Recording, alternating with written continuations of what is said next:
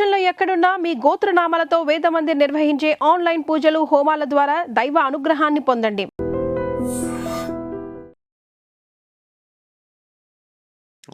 అలాగే ప్రభుజీ పూరి జగన్నాథుని ఆలయంలో అన్య మతస్థులకి ప్రవేశం లేదు అని అంటుంటారు. ఒకప్పుడు ప్రైమ్ మినిస్టర్‌గా చేసిన ఇందిరాగాంధీని కూడా ఎలౌ చేయలేదు అని చెప్పి. ఎందుకంటే వేరే మతస్థుడిని పెళ్లి చేసుకున్నారు అనే కారణంతోటి. హ్మ్. ఎందుకు ప్రభుజీ? ప్రతి మందిరము ఒక నియమాలు ఏవైతే ఉన్నాయో వాటిని వాటిని మనం రెస్పెక్ట్ చేయాలి. పురిలో మన హిస్టరీ బట్టి చాలాసార్లు అటాక్ అయింది, ఇన్వేజన్ అయింది. ముస్లిమ్స్ వాళ్ళు వచ్చి ఒక ముస్లిం రాజు అయితే కాలాపహాడ్ అని ఆయన జగన్నాథ స్వామిని తీసుకెళ్ళి కాల్చేశాడు కూడా. ఒక భక్తుడు ఎలాగో ఆ మంటల్లో దూకి ఆయన ప్రాణానికి తెగించి ఆయన ఆ బ్రహ్మపదార్థాన్ని కాపాడి మళ్ళీ ఇది ఏ టైమ్స్‌లో జరిగింది ఇది ప్రభుజీ? 300 ఇయర్స్ ముందు అయింది. 300 ఇయర్స్ ముందు. ఆ జగన్నాథ స్వామిని ఆయన రోడ్డు మీద లాగాడు, రోప్స్ కట్టి, ఇది దేవుడు కాదు అని చూపెట్టడానికి. సో అలా చాలా అయ్యాక భక్తులకి ఎలాగో భయం ఉంటుంది, మళ్ళీ ఇంకో మతస్థుడు ఎలా వచ్చి, ఎందుకంటే ఇంకెప్పుడు ఇలాంటి ఫస్ట్ సర్వే అవుతుంది కదా, ఫస్ట్ ఏదైనా అటాక్ అయినా సర్వే అవుతుంది, వచ్చి చూస్తారు, అంతే చేస్తారు. సో ఆ సర్వే కూడా కాకుండా లోపల స్వామి ఎక్కడున్నాడు, ఏది ఈజీ రూట్, అది ఏది కాకుండా ఆ రక్షణకు. ఇప్పుడు మీరు నార్త్లో కూడా వెళ్తే భగవంతుని చాలా మందిరాలను హవేలీ అంటారు, పుష్టి మార్గం హవేలీ అని. అది మందిరంలా కనిపించదు, ఇల్లులాగా కనిపిస్తుంది. అది కూడా ఇన్వేషన్స్ వల్లే. శ్రీనాథ్జీ ద్వారా వెళ్తే ఆయన మందిరం ఎక్కడుందో తెలియదు, ఎందుకంటే ఒక ఇల్లు స్వరూపంలో ఆయన పెట్టి ఒక ఇంట్లో ఉన్నట్టు పెడతారు, లోపల వెళ్తే మందిరమే. ఇవన్నీ ఇన్వేషన్ వల్ల జరిగిన భయం వల్ల స్వామికి రక్షణకు చేస్తారు. ఇంకొకటి నీలాద్రి మహోదయలో చెప్పారు, జగన్నాథ్ స్వామికి పాశ్చాత్య దేశ భక్తులు చాలా అవుతారు. ఇప్పుడు ప్రభుపాద వారు ఈ ప్రచారం మొదలుపెట్టాక విదేశాల్లో చాలామంది అయ్యేవారు. సో ఒక ఘటన దాంట్లో చెప్పింది, అదేంటంటే ఒక సమయంలో రష్యా నుంచి ఒక భక్తుడు వస్తాడంట. వచ్చి ఆ భగవంతుడి ఆ దర్శనం చేసుకున్నప్పుడు భగవంతుడు ఎంత ఆనందపడతాడంటే, నేను నీతోటే వచ్చేస్తానని ఆ స్వామి ఆయనతో వెళ్ళిపోతాడంట. అలా నీలాద్రి మహోదయ ఎన్నో వేల సంవత్సరాల ముందు రాసింది, కానీ దాంట్లో ఆ ఘటన రాసింది. ఈ పుజారులకు స్వామి ఎవరికి వెళ్ళడం ఇష్టం, అందుకని ఏ విదేశీ భక్తులు రాకుండా ఉండాలని ఆపారు. ఒకటి వేరే మతస్థులు రాకూడదు, ఇంకొకటి విదేశీ నుంచి వచ్చిన వాళ్ళు ఇలా రాసింది కాబట్టి విదేశాల నుంచి వచ్చిన వాళ్ళు కూడా ఆపేస్తారు. విదేశాల నుంచి వచ్చిన వారిని కూడా హిందువులైనప్పటికీ కూడా ఆపేస్తారు. ఒక విదేశీ చూసి మన చాలా కొంతమంది నాకు తెలిసిన వాళ్ళు విదేశీలాగా అనిపిస్తే నువ్వు ఇరాన్ నుంచి వచ్చావని ఆపేస్తారు, బాగా తెల్లగా ఉంటే. అయితే ప్రభుజీ ద్వారక సముద్రంలో మునిగిపోయింది అని, అలాగే కృష్ణుడికి శాపం ఉందని, దీని వెనక ఉన్న పూర్తి రహస్యం కథని మాకు మా ప్రేక్షకుల కోసం చెప్పండి. భగవంతుడికి ఎవరు శాపం పెట్టలేరు, ఆయన శాపాన్ని స్వీకరిస్తాడు ఒక కారణము చేయించడానికి, ఒక లీల చేయించడానికి. ఆ కారణం ఏమిటంటే, ధృతరాష్ట్రుడి భార్య గాంధారి ఎంతో బాధలో ఆమె అంటుంది కృష్ణుడికి, కృష్ణ నువ్వు నా వంశాన్ని తీసేసావు, నేను కూడా నీ వంశాన్ని తీస్తాను నాశనం అయిపోతుంది అని. సో అప్పుడు భగవంతుడు ఎలాంటి కట్టుబాట్లకు ఎప్పుడు ఎలాగైతే మనం సూర్యుడిని అంటామో, సూర్యుడు మునుగుతున్నాడు, మునిగేటప్పుడు నేను నిన్ను శపిస్తున్నాను నువ్వు మునుగు అని. మనం శపించడం వల్ల సూర్యుడు మునుగుతున్నాడా? కాదు, ఆయన అదొక కారణంలాగా చేసుకుంటాడు. ఇప్పుడు నేను చిన్నప్పుడు ట్రైన్ స్టార్ట్ అయ్యేటప్పుడు ట్రైన్లో నుంచి లోపల తోసేవాడిని ఆ టైంకి. అప్పుడు అనిపించేది నేను తోస్తున్నానని. నేను తోయట్లేదు, ట్రైన్ కదులుతుంది, నాకు అనిపిస్తుంది. అలాగే భగవంతుడు ఏదో ఒక నిమిత్త కారణం పెట్టుకుంటాడు ఒక శిక్షణ ఇవ్వడానికి.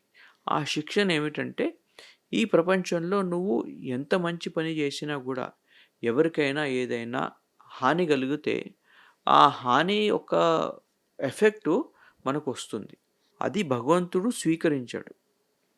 ఎందుకు స్వీకరించాడంటే, ఆ గాంధారి యొక్క ఆ దుఃఖము అది కోపంలాగా బయటికి రాకుంటే ఆ దుఃఖం వల్ల ఆమె కుంగిపోతుంది. కుంగిపోయి భగవంతుని ఆరాధన చేయదు. ఎందుకంటే ఆ శాపం తర్వాత మీరు మహాభారతంలో చూస్తారు, ఆమె భగవంతుడి పాదాల మీద పడుతుంది. స్వామి నన్ను క్షమించు, ఇలా కోపం వల్ల మీకు ఇలాంటి మాట నన్ను క్షమించు, మీరు ఈ శాపాన్ని తీసుకోండి. అప్పుడు స్వామి అంటాడు, నేను ఈ శాపాన్ని నీ ద్వారా చెప్పించాను, ఆయనే ఎందుకంటే చెప్పించారు. నా పని అయిపోయింది, నేను వెళ్ళాలి, కానీ ఈ ప్రపంచానికి శిక్షణ ఇవ్వడానికి ఇలా చెప్పించాను. అలాగే నీలో ఉన్న దుఃఖాన్ని బయటికి తీసుకురాడు, ఎందుకంటే నీలో దుఃఖం ఉన్నంత వరకు నువ్వు నిర్మలంగా భక్తి చేయలేవు. దాని తర్వాత మనం చూస్తాం, గాంధారి కూడా ఒక గొప్ప భక్తురాల లిస్టులోనే, పతివ్రత లిస్టులోనే వస్తుంది.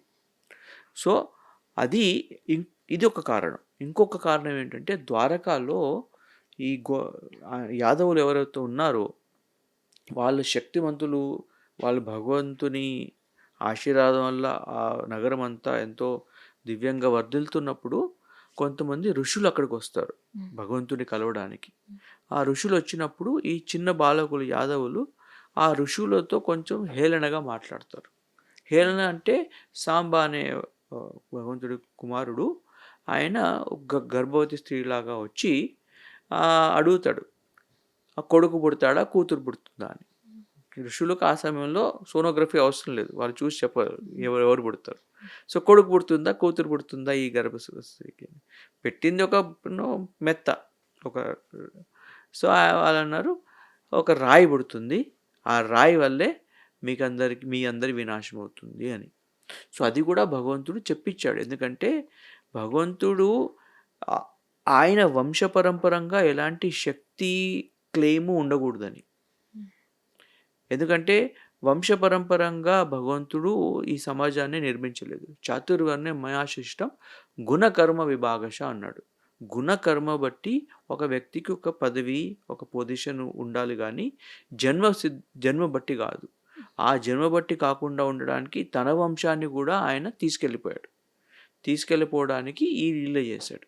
సో ఆయన వెళ్ళగానే ఆయన నిర్మించాడు. కాబట్టి ఇప్పుడు భగవంతుడి సంకర్షణ శక్తి వల్లే ఈ విశ్వమంతా, గ్రావిటీ ఏదైతే అంటామో అది మన శాస్త్రంలో సంకర్షణ శక్తి అంటాం. ఇప్పుడు మనం ఆకర్షణ ఉంటామో గ్రావిటీ, అది సంకర్షణ శక్తి. అక్కడ సంకర్షణ శక్తి ఉన్నందుకే అన్నీ తేలుతున్నాయి. అది లేనప్పుడు సో భగవంతుడు ఆ శక్తిని విత్డ్రా చేయగానే ఆ ద్వారక అనేది మునిగింది. ఇప్పుడు రాముడు ఆయన సంకర్షణ శక్తి పెట్టాడు కాబట్టి ఆ రాళ్ళు తేలాయి. ఆయన ఆయన వచ్చేటప్పుడు ఒక స్థలంలో ఆయన కొట్టాడు, ఆయన బాణాన్ని కొట్టాడు. బాణాన్ని కొట్టగానే ఆ బ్రిడ్జ్ అనేది అది మునిగిపోయింది, ఎందుకంటే ఆయన సంకర్షణ శక్తి తీసేశాడు. సో భగవంతుడి శక్తి ఉన్నంత వరకే మనం తేలగలుగుతాం. ఆయన అది అయిపోయింది, ఆ స్థలం అవసరం లేదు, అందుకని దాన్ని ముంచేశాడు. సో ఇది రెండు కారణాలు. ఒకటి గాంధారి యొక్క కోపం, ఆ దుఃఖాన్ని తీసేయడానికి. ఇంకొకటి, నువ్వు వైష్ణవ సాధు నింద చేస్తే ఎంత పెద్ద పొజిషన్ ఉన్న వాడైనా కూడా వాడి పతనము నిశ్చితమని భగవంతుడు చెప్పడానికి. ఆ కృష్ణ పరమాత్మ లీలల గురించి, అలాగే పూరి జగన్నాథుడి ఆలయం గురించి చాలా విషయాలు తెలియజేశారు. ధన్యవాదాలు Prabhuji. Thank you. Hare Krishna. And for more videos, please subscribe to iDream. Please subscribe to iDream. Please subscribe iDream. And please subscribe to iDream. For more videos, subscribe to iDream. please like, share and subscribe to the channel. Congratulations, iDream. Subscribe to iDream. Subscribe to iDream. So subscribe to iDream Media. iDream team andarki huge congratulations. Please subscribe iDream Media. Please subscribe to iDream. Subscribe iDream. Please subscribe to iDream. iDream అంటే నా కళల ఛానల్ను subscribe చేసుకున్న నోరు తిరుగుతలేదు, మీరైతే గంట గుర్తు కొట్టండి. For more such videos, please subscribe to iDream. Subscribe to iDream. Please subscribe to iDream. Please subscribe iDream Media. Please do subscribe to iDream. Please subscribe to iDream Media. For best entertainment and information, please subscribe iDream. And don't forget to subscribe to iDream.